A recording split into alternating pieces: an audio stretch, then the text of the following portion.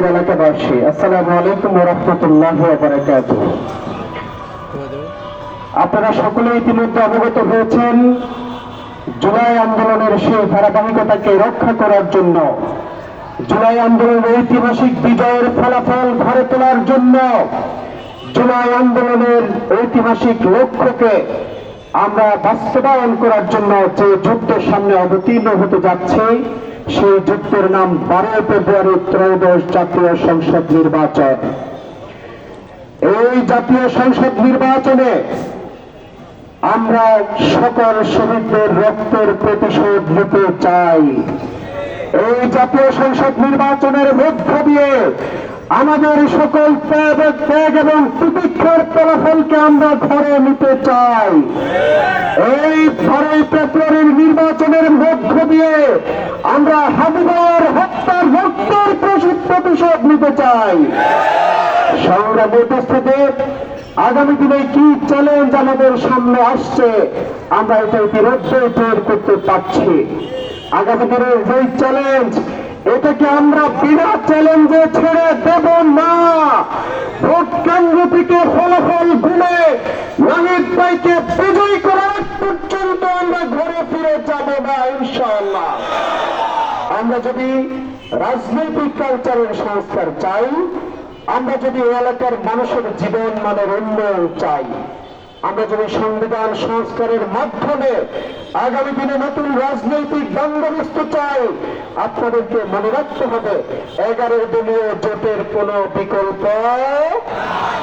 যেটা আমাদের জন্য দাঁড়িপাল্লা ছিল, সেটা এখন স্বপ্নকলিতে রূপান্তরিত হয়েছে। আমরা একজন স্বপ্নকলির নির্বাচন সৈনিক। দাঁড়িপাল্লায় ভোট দিলে পরে যে পরিবর্তন আসতো, এখন স্বপ্নকলিতে ভোট দিলেও একইভাবে সেই পরিবর্তন আসবে। আমাদের মা বোনদেরকে ঘরে ঘরে গিয়ে আমাদেরকে এটা বুঝিয়ে দিতে হবে। ইতিমধ্যেই আমাদের মা বোন, পাড়া প্রতিবেশী, আত্মীয় স্বজন, বন্ধু বান্ধব, এলাকাবাসীর কাছে স্বপ্নকলি পরিচিত প্রতীক হিসেবে পরিচিতি লাভ করেছে। এলাকায় স্বপ্নকলি বিজয়ের প্রতীক হিসেবে পরিচিতি লাভ করেছে। এলাকায় স্বপ্নকলি চাঁদাবাজ ধান্দাবাজদের বিরুদ্ধের প্রতীক হিসেবে পরিচিতি লাভ করেছে। সুতরাং আগামী দিনে স্বপ্নকলিকে বিজয়ী করার জন্য আমাদের সকল ব্যবস্থা গ্রহণ এখন থেকেই করতে হবে। ভোটাররা আমাদেরকে ভোট দিতে প্রস্তুত। আমরা কি এই ভোট রক্ষার জন্য প্রস্তুত আছি? আমরা কি ভোটের ফলাফল ঘরে নেওয়ার জন্য প্রস্তুত আছি? সংগ্রামী উপস্থিতি, সম্মানিত এলাকাবাসী, মানুষের জীবন মান, যেই সকল সমস্যা আমাদের এলাকায় বিদ্যমান, যদি এটা পরিবর্তন করতে হয়, বাংলাদেশ নামক রাষ্ট্রের রাষ্ট্রীয় কাঠামোকে যদি পরিবর্তন করতে হয়, সংবিধানের যেই সমস্ত বিষয় অসঙ্গতি রয়েছে, যেই সমস্ত বিষয়ের কারণে স্বৈরাচার প্রতিষ্ঠিত হয়, ওই সমস্ত বিষয়কে যদি পরিবর্তন করতে হয়, আমাদেরকে দুটি কাজ করতে হবে। একটি হচ্ছে 11 দলীয় জোটের যেখানে যেই প্রতীক নিয়ে প্রার্থী হয়েছে, আমাদেরকে সেই প্রতীককে বিজয়ী করতে হবে। সে অনুযায়ী ঢাকা 11 আসনের মার্কা কি? ঢাকা 11 মার্কা কি? সুতরাং পরিবর্তন যদি ঘটাতে হয়, রাজনৈতিক কালচার, রাষ্ট্রীয় অপসিস্টেম, দুর্নীতি, সুদ, ঘুষ সহ এই পরিবর্তনগুলো যদি আমরা চাই, 11 দলীয় জোটকে আমাদের বিজয়ী করতে হবে ইনশাআল্লাহ। আমরা যদি জীবন মানের উন্নতি ঘটাতে চাই, সৎ এবং যোগ্য প্রার্থীদেরকে আমরা নির্বাচিত করতে হবে ইনশাআল্লাহ। নাহিদ ভাই সরকারে ছিলেন, যেদিন পদত্যাগ করেছেন সেদিন তার ব্যাংক অ্যাকাউন্টের হিসাব ফেসবুকে ওপেন করে দিয়েছেন, আপনারা জানেন কিনা? আমরা বিশ্বাস করি জুলাইয়ের এই অগ্র সেনানায়ক যদি সংসদে যান, জনগণের যথাযথ হক দ্বার গোড়ায় কারা কোনায় পৌঁছে দেবেন ইনশাআল্লাহ। এই জুলাইয়ের অগ্র সেনানায়ককে যদি আমরা সরকারে পাঠাতে পারি, আমরা বিশ্বাস করি আমাদের জীবন মানের কাঙ্ক্ষিত পরিবর্তন হবে ইনশাআল্লাহ। এই জুলাইয়ের অগ্রণী সেনানায়ককে যদি আমরা সংসদে পাঠাতে পারি, আমরা বিশ্বাস করি আমাদের জীবন মান সহ রাষ্ট্রীয় ব্যবস্থার সংস্কারে তিনি দৃঢ়তার সাথে ভূমিকা রাখবেন ইনশাআল্লাহ। জামাত, এনসিপি সহ 11 দলের যে ঐক্য হয়েছে, এই ঐক্যের পক্ষে মাঠে ময়দানে আমাদেরকে আরো বেশি করে ভূমিকা রাখতে হবে। আগামী যে কয়দিন সময় আছে, এই কয়দিন আমাদের ঘুম হারাম করে ফেলতে হবে। আমরা ঘোষণা দিয়েছি এই কয়দিন আমাদের চাকরি বাকরি যা আছে সব থেকে আমাদেরকে ছুটি নিতে হবে। নির্বাচন পর্যন্ত ইতিমধ্যেই আমাদের অসংখ্য নেতাকর্মী ছুটি নিয়ে নিয়েছেন। সুতরাং আগামী দিনে যে নির্বাচনী যুদ্ধে আমরা অবতীর্ণ হতে যাচ্ছি, মনে রাখতে হবে এটি কোনো সাধারণ যুদ্ধ নয়। এই যুদ্ধে পরাজিত হওয়ার কোনো সুযোগ নেই। এই যুদ্ধে যদি পরাজিত হয়, জুলাই পরাজিত হয়ে যাবে। আর এই যুদ্ধে যদি আমরা জিতে আসতে পারি, জুলাই জিতে যাবে, শহীদ ওসমান হাদি জিতে যাবে ইনশাআল্লাহ।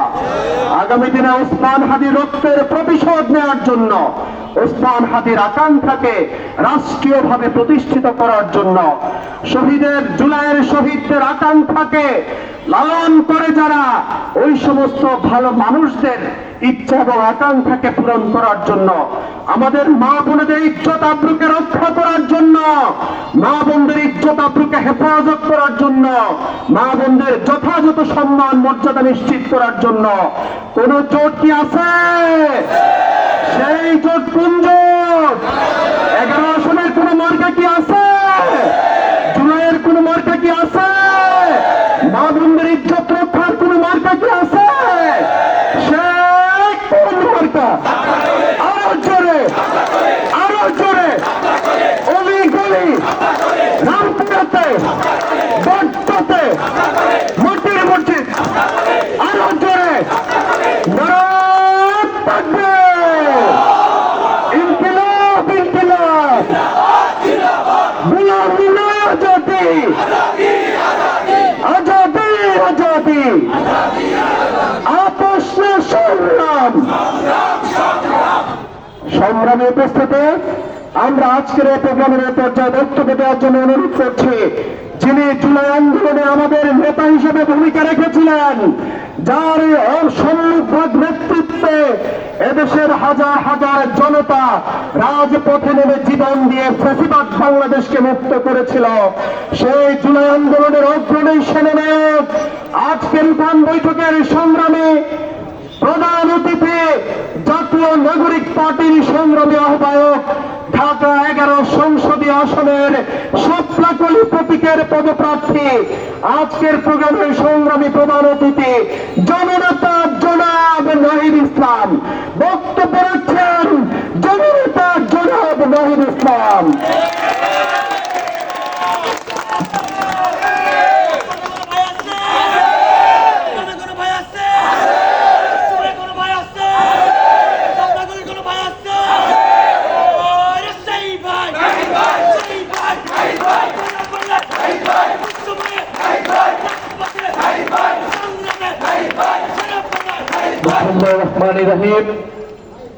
প্রিয় উপস্থিত, প্রিয় এলাকাবাসী এবং 11 দলীয় জোটের নেতৃবৃন্দ, আসসালামু আলাইকুম। আশা করি আপনারা সবাই ভালো আছেন। আমরা চাই আগামী 12ই ফেব্রুয়ারি আপনাদেরকে সকলকে সাথে নিয়ে আমরা বিজয়ের মালা সুনিশ্চিত করে আমাদের এই ভালো থাকাটাকে আমরা আরো সামনের দিকে এগিয়ে নিয়ে যাব। প্রিয় এলাকাবাসী, আপনারা সবই জানেন, সবই শুনেছেন, সবই বুঝেন। আমরা দীর্ঘ 16 বছর একটা ফ্যাসিবাদী শাসন ব্যবস্থার ভিতরে ছিলাম, একটা স্বৈরাচারী শাসন ব্যবস্থার মধ্যে ছিলাম, যেখানে মানুষের কোনো ভোটাধিকার ছিল না। আপনারা তিনটি নির্বাচনে ভোট দিতে পারেন নাই। তরুণ প্রজন্ম তাদের প্রথম ভোট দেওয়ার সুযোগ ছিল, কিন্তু তারা দিতে পারে নাই। আপনারা জানেন যে আপনাদের টাকা ব্যাংক থেকে লুট করা হয়েছে, টাকা বিদেশে পাচার করা হয়েছে। আপনারা জানেন যে আমাদের তরুণ সমাজ শিক্ষা জীবন শেষ করেও সে কর্মসংস্থান পায় না।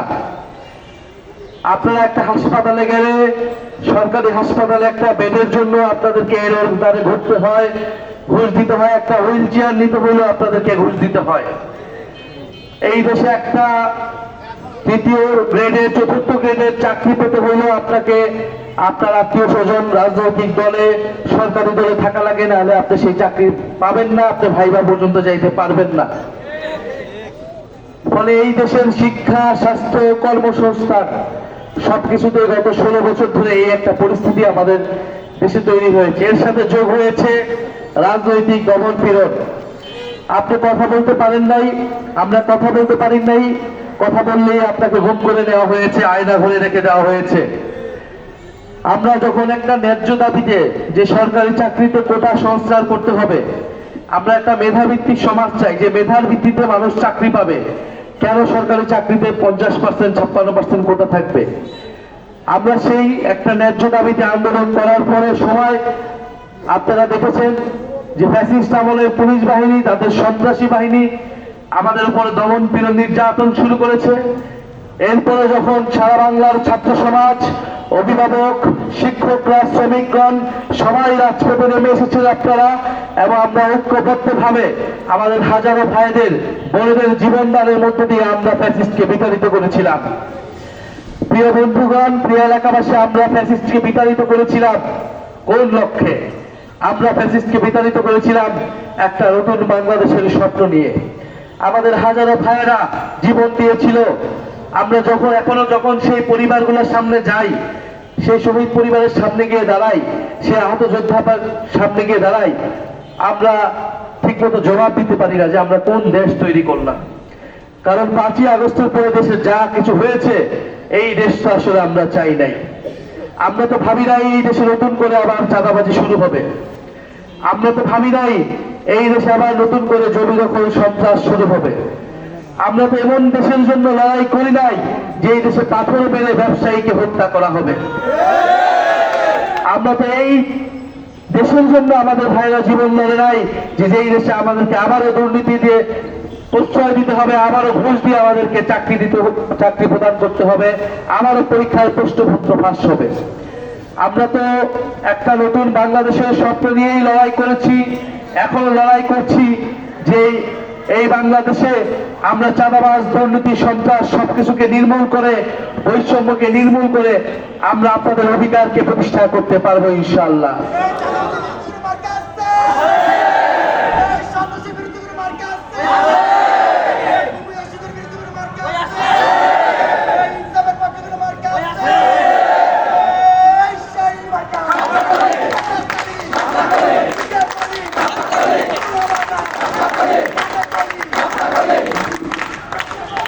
Thank you.